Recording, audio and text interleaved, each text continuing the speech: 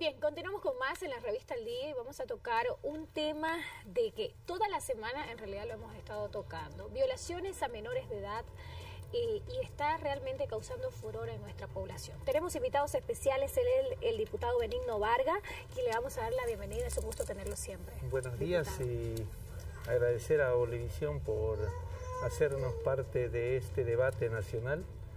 Un saludo especial de verdad a todos quienes están siempre pendientes de la noticia a través de este importante medio de comunicación. Diputado, propone el referéndum sobre la cadena perpetua. En la Constitución Política del Estado establece que los temas que son de sensibilidad social deben ser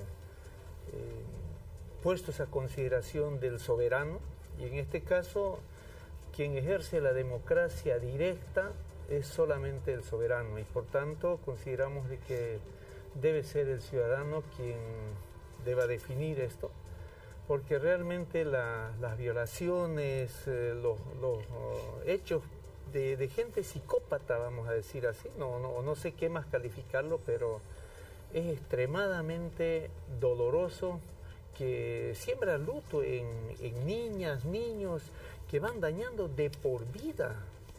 O sea, no se puede entender eso. Y considero yo de que la ciudadanía es la única quien puede definir que si esto se aprueba o no se aprueba esta cadena perpetua, para que haya algo de miedo.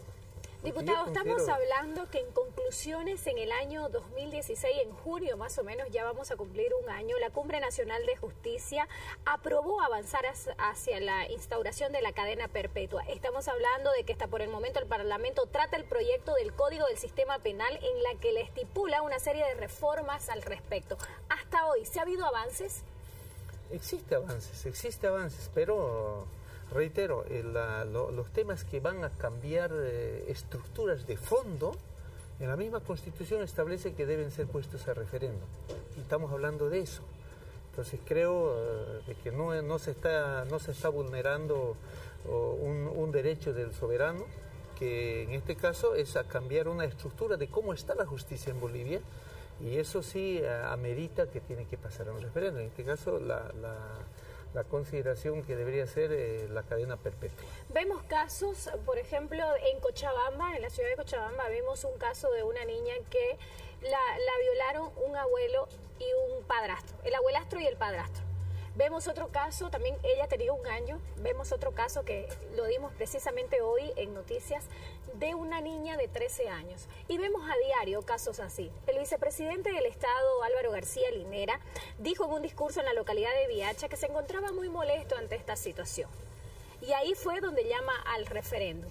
En esta ocasión, ¿cuándo se va a realizar este referéndum?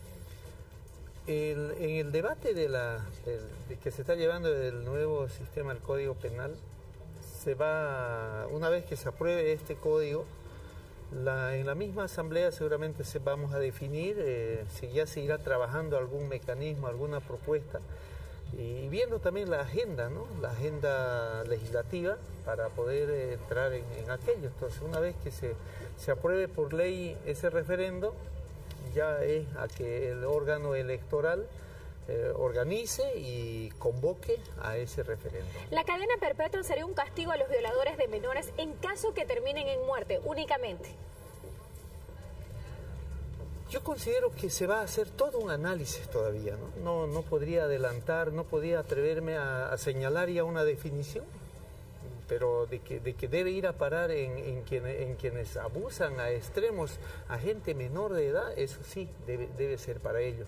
Porque la verdad, por más que no muriera, imagínense violar a una niña de 3 años, de 5 años, de 7 años, o sea, son guaguitas. Ese tipo de hechos se está dando, existe. Entonces, eso ¿usted cree que esa niña, ese niño no queda dañado de por vida?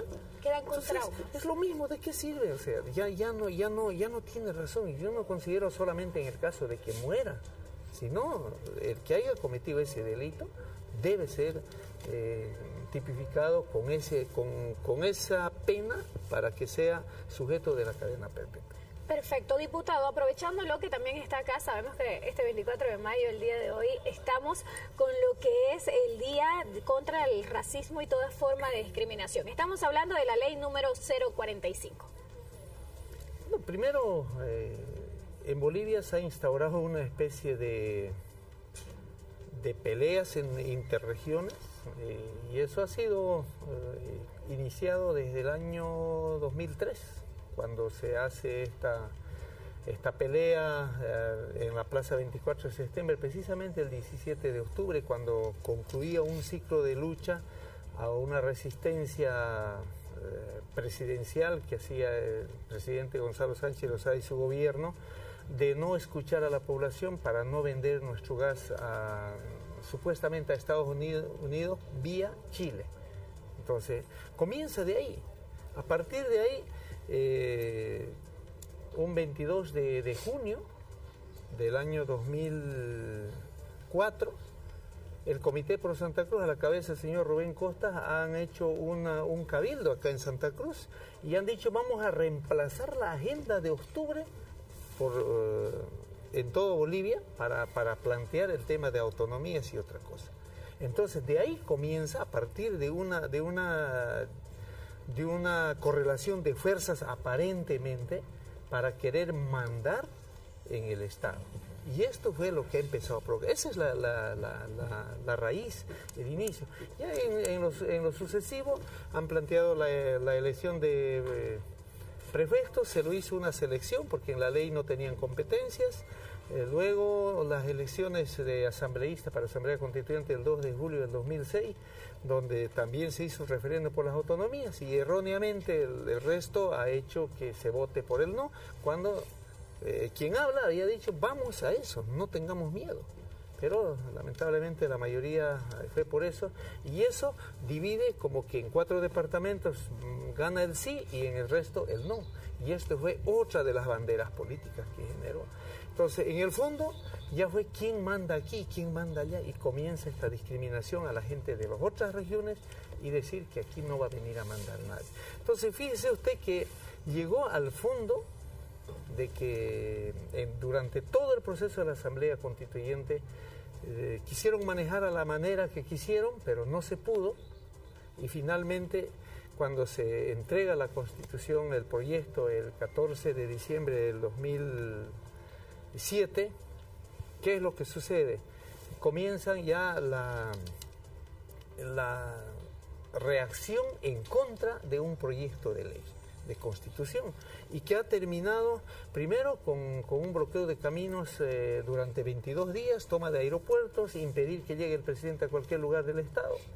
Y por último, no llegaron a nada con eso, empiezan la toma de instituciones el 9 de septiembre del 2008.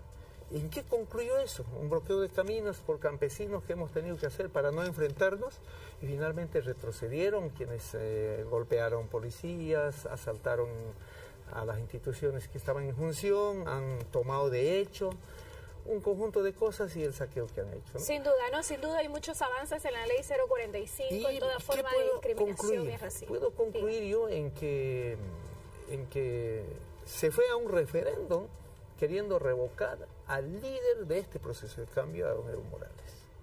Y resulta que perdieron más bien prefectos en Cochabamba y La Paz, y el presidente, de haber sido elegido con 54,7%, ha sido ratificado con un 67%. Y por último, es ya cuando se armaron para querer dar un golpe cívico prefectural, y que fue la balacera a campesinos en el Porvenir, en Pando, y eso hizo de que se tenga que intervenir por la fuerza. Y yo debo agradecer al exministro Juan Ramón Quintana, hoy embajador en Cuba, que ha tenido la capacidad de detener al señor Leopoldo Fernández, y con eso se logra controlar el CONALDE, porque de lo contrario seguramente esto hubiera sido tan difícil. Y yo creo que es importante señalar en este día que ese fue el punto clave con el que se pudo controlar la correlación de fuerzas, y a partir de ahí es que se establece una democracia ya aceptable. Pero debo decir que hasta este minuto la discriminación de una u otra manera mantiene y continúa. Y hoy en día esta marcha que se está haciendo pidiendo que se libere a los 9 detenidos ilegalmente en Chile, también se apropia. ¿Y qué es lo que ha pasado en Chuquisaca? Este mes es el aniversario de Chuquisaca y se ha hecho besar el suelo, se ha quemado la vestimenta de los chuquisaqueños. Imagínense, una humillación, pero no solamente a las personas, sino a una cultura, totalmente una humillación. Es impresionante, aberrante. ¿no? Realmente son largos los temas que podemos tocar de toda forma de discriminación, de racismo, pero sé que en otra oportunidad vamos a tenerlo también para ampliar la información. Y sin duda, hay avances con la ley 045 de toda forma de discriminación y racismo. Felicitarlo también por eso. Igualmente, muchísimas gracias por estar acá. Continuamos con más en la Revista al Día.